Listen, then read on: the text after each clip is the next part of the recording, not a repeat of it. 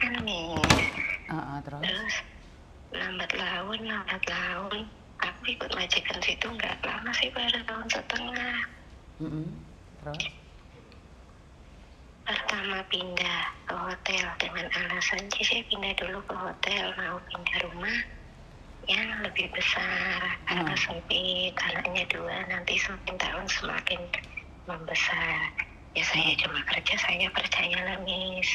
Habis itu lama itu di hotel berbulan-bulan. Saya sering tanya, Teteh Sinsang, kapan pindah rumah? Dijawablah, belum nemu yang cocok Cece. Ya sudahlah, saya percaya Miss. Iya iyalah, masa gak percaya omongan majikan? Terus? Iya kan, karena dia kan ya sebagai majikan saya, dan dia juga memang sehari-hari memperlakukan saya dengan baik. Hanya gaji saya ya memang dicicil, tapi dia memang dari kegiatan saya itu mau gimana, ngurusin anak juga dia itu emblay, terserah saya. Ya saya nggak mungkin punya pikiran jahat ke mereka kan, karena mereka memperlakukan saya dengan baik. Terus?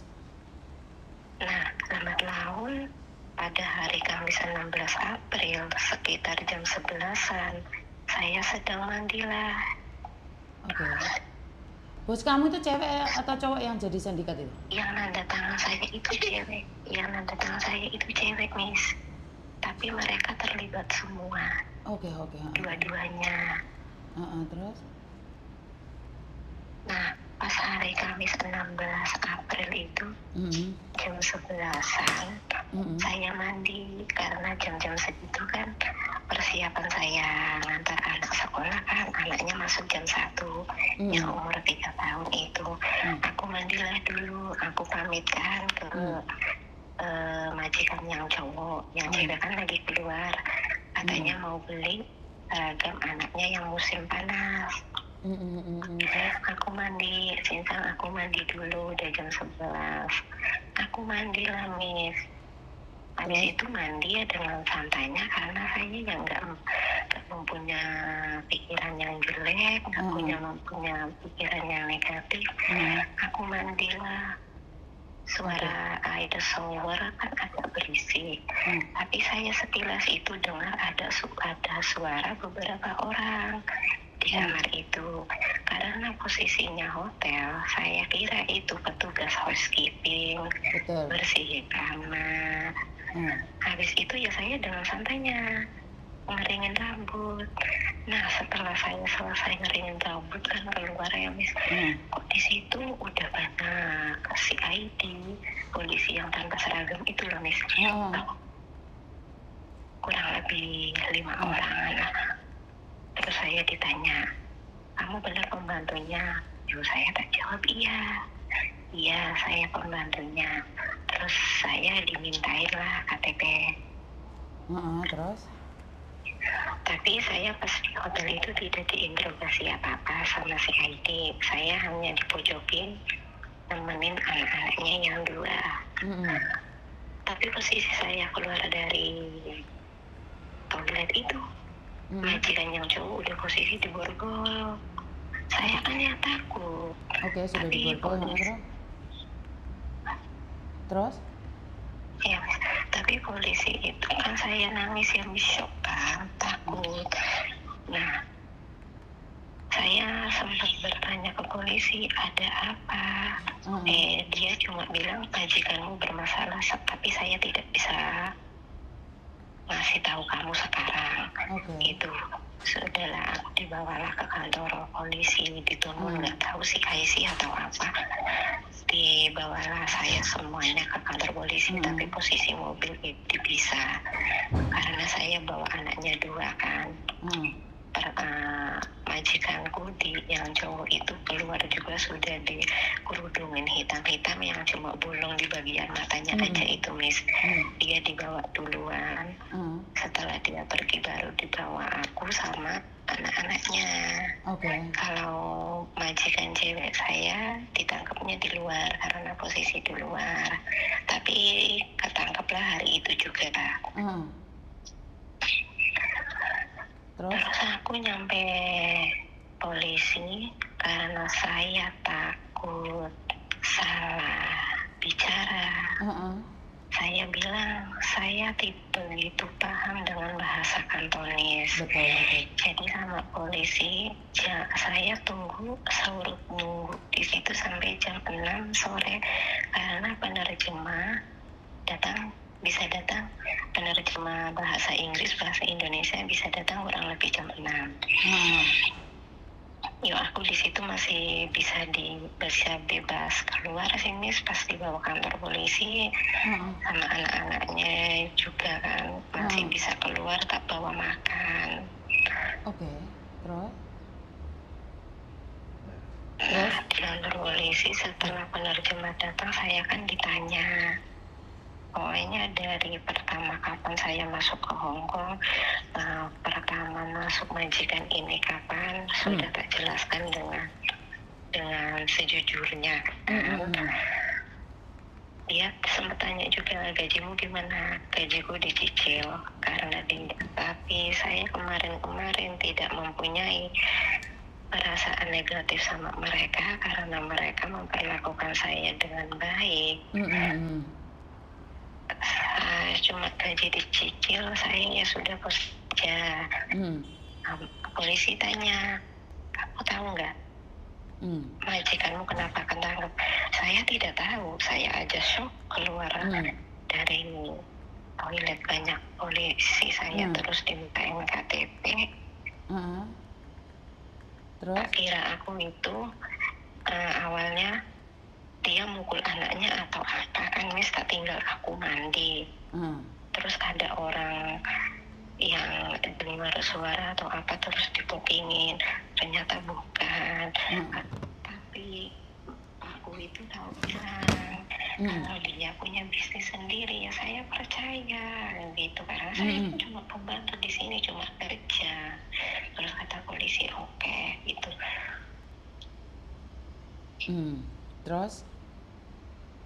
Terus aku itu dititipin, Miss, di rumah temennya sama anaknya. Karena majikan Bojong itu bilang, saya hari Sabtu itu udah bisa keluar aja. Cuma ditahan 2 hari gitu. Ya saya percaya, Miss, ya sudahlah, terbawa anak itu 2. Karena kalau kamu mulai sama anakku langsung sosial Hong Kong itu, Miss. Oh iya, terus? Kasihan di situ tempatnya nggak api, kata majikanku itu. Ya sudahlah, juga kasihan anaknya masih kecil-kecil. Yang mana yang kecil itu dia punya subjan, aku kasihan. Ya sudahlah, saya turut kan ya. Saya suruh bawa anaknya, terus di kantor polisi juga dia mengasih nomornya temennya yang mau dititipin saya sama anaknya. Habis itu aku juga telepon dia, terus dijemput juga sama dia. Aku ya selalu tanya juga sama dia, soalnya polisinya sekarang juga ada apa-apa teleponnya ke temennya itu, Miss, yang sekarang aku tinggal di sini. Cuma nanti aku itu takutnya apa kontrakku langsung terputus semenjak dia ketangkep ya, Miss. Oke, kamu posisinya seperti apa dan bagaimana sekarang, Dok? Posisimu itu kamu mendingan tanya imigrasi saja, sayang. Berarti saya harus langsung ke imigrasi saja ya, Miss? Iya, kamu ceritakan kronologinya aja. Memang kan kamu benar-benar nggak tahu, nak. Benar nggak? Ya, karena di kantor polisi juga polisi tidak bilang aku punya, setelah ini saya harus bagaimana dan bagaimana. Kan repot nanti jatuhnya kalau kamu tidak tanya sama imigrasi. Benar nggak? Iya, Miss. Coba Samsung. Iya, Miss. Jadi lebih baik kamu tanya dulu sama imigrasi aja, Dok. Berarti saya harus ke imigrasi yang di Cungakno itu. Iya, no. Yang di Cungakno itu, Dok. Karena kan kita tidak tahu bagaimana seperti apa. Kok malah jadi masalah, kan awakmu tidak tahu apa-apa. Iya, Miss. Tapi majikan cewek itu kemarin hari Senin kalau nggak salah, yang punya rumah ini ditelepon sama temennya majikanku yang tanda tangan aku. Dia bilang, ceceku, pembantuku, kalau bisa suruh segera keluar dari Hongkong gitu, Miss. Jadi saya takut. Ya nggak ada hubungan, yang salah dia kok. Kamu nggak bersalah, nak. Ya biarin aja. Kalau dia mau gimana-gimana ya biarin aja, itu masalahnya dia. Iya, Miss. Jadi itu masalahnya dia, bukan masalahmu. Biarin aja. Dia yang salah, masa kamu yang kabur? Ngerti nggak? Ya biar dia bertanggung jawab, kan kamu nggak tahu apa-apa. Iya. Iya kan? Tapi Miss, pertama iya, kalau saya masalah dia scammer itu kan saya kan benar-benar tidak tahu apa-apa kan. Tapi pas pertama aku masuk situ, dia bilang, saya jarang punya uang cash Cece, gajimu nanti TF. Aku suruh bukalah Bank Hongkong, Miss. Dibukakan Chongqing Bank, tapi ATM sama saya. Tapi dia kadang ada TF ke bank saya itu, Miss, nggak banyak sih, 3.000, 4.000 gitu. Tak hitung-hitung dalam 1,5 tahun aku ikut dia, dari SMS kan kelihatan kan, Miss, kurang lebih totalnya 100.000. Kira-kira masalah nggak ya, Miss? Lah, yang takutnya adalah saat kamu juga nomor rekeningmu dibuat untuk transfer uang sindikat itu, Dok. Ngerti nggak maksudnya, Miss Yuni? Gimana, Miss? Aku takutnya uangmu juga buat transfer nomor uang sindikat masuk ke rekeningmu. Uangmu kok sampai 100.000 kan orang akan curiga juga. Bener nggak? Iya. Bener nggak Miss Yuni ngomong kayak gini? Iya, Miss, yang takutkan ke saya itu Miss. Tak hitung dari mulai aku masuk ikut dia sampai sekarang itu kurang lebih 100.000. Ya iya, yang ditakutkan adalah saat kamu juga terseret gaji. Tapi kan kamu memang pure nggak tahu, ya biarin aja loh. Nggak tahu, ATM juga ada di saya, Miss. Tapi itu aku belum ngomong ke polisi pas aku diinterogasi, karena aku udah gemeter sendiri dan polisi tidak menanyakan itu, jadi saya nggak ngomong. Oke, ini sangat mengerikan sekali. Sebentar ya, aku minta bantuan dulu ya. Halo, Kak. Aku tanya, sorry nggak apa-apa, lupa yang kemarin. Ini aku udah kasus baru. Mbak punya majikan, dia itu majikannya scammer, terus ketangkap polisi. Betul di hotel. Terus mbaknya ini bingung statusnya dia seperti apa dan bagaimana. Terus kedepannya siapa yang gaji? Ini gimana, Kak?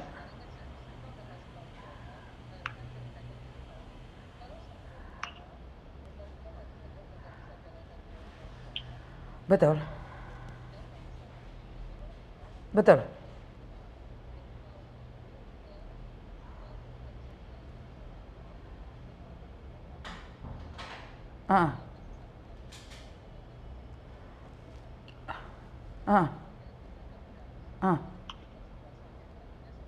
Tapi dia dititipin, Ndok, kamu dititipin ke siapa, Ndok? Temennya. Oh, temennya, oke. Oke, siap, terus ya.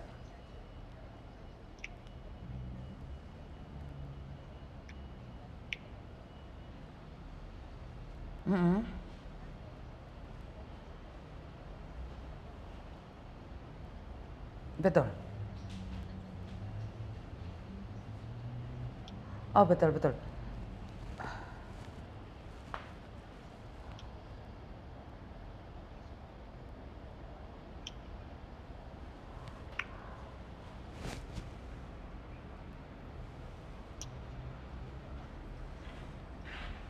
Majikannya bilang suruh jaga anaknya. Tapi saya takut kan berbahaya buat anaknya, kan nggak boleh kerja di tempat lain dia.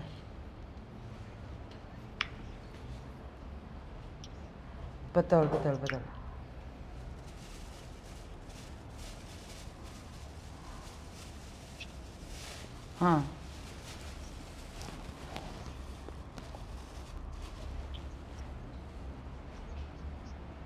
Harus putuskan kontrak.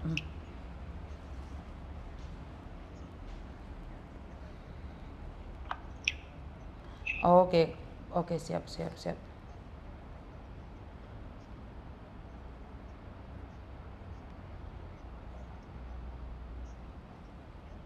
Betul.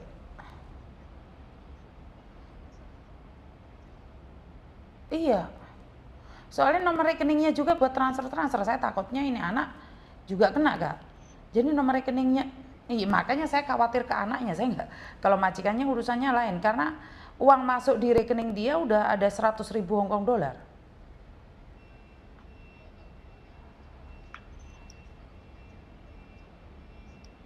Oke. Tapi untuk gaji katanya, jadi ada orang lain transfer ke dia tapi atas alasan gaji. Tapi kan bukan rekeningnya majikan, orang lain yang transfer. Saya takutnya dia habis nyekem orang terus dimasukkan ke pembantunya.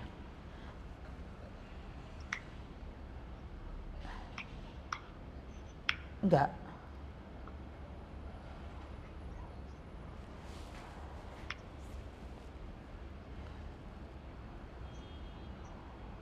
Oh.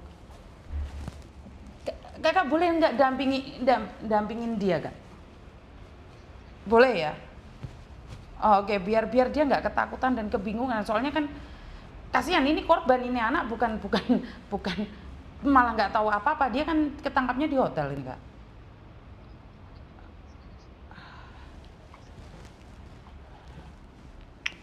Transaksi banknya juga ya?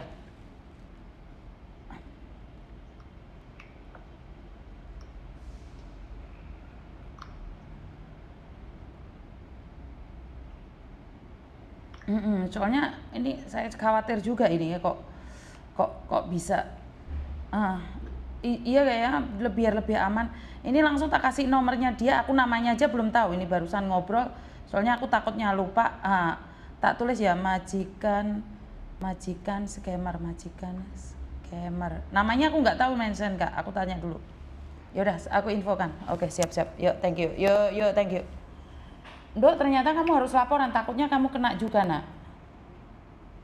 Oh iya, Miss.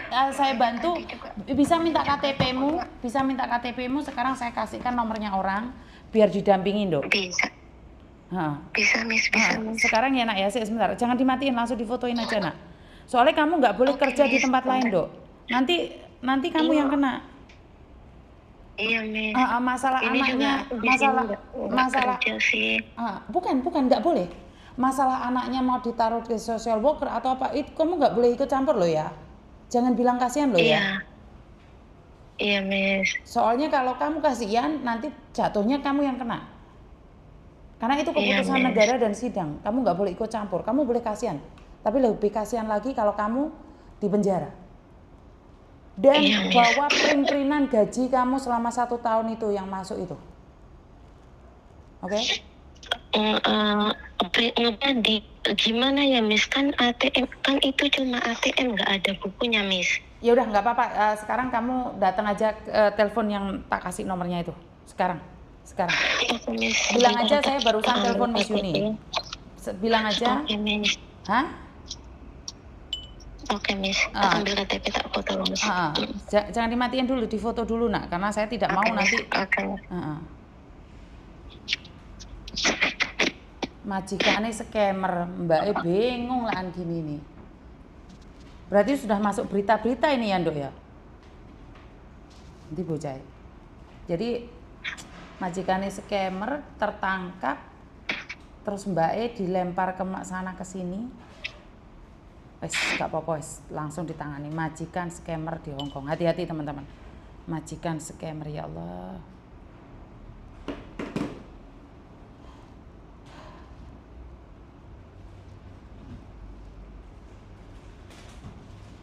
Dok. Ya wes, KTP saya, Miss. Oke, langsung hubungi itu aja, Dok, wes. Langsung hubungi nomor tadi, Nak. Oke, Miss. Ingat loh kata-kata Miss Yuni, kalaupun anaknya ditaruh kemana bukan tanggung jawabmu, jangan bilang kasihan atau bagaimana. Ngerti nggak? Iya, Miss. Kamu tidak boleh tinggal di rumah yang tidak sesuai dengan alamat. Ngerti? Iya, Miss. Oke. Iya, Miss. Oke, Mbak Pai. Oke, oke, baik.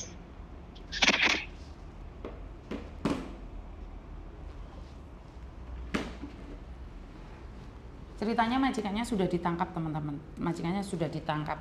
Lah Mbak Ekin gajinya dikredit, diutang. Aduh.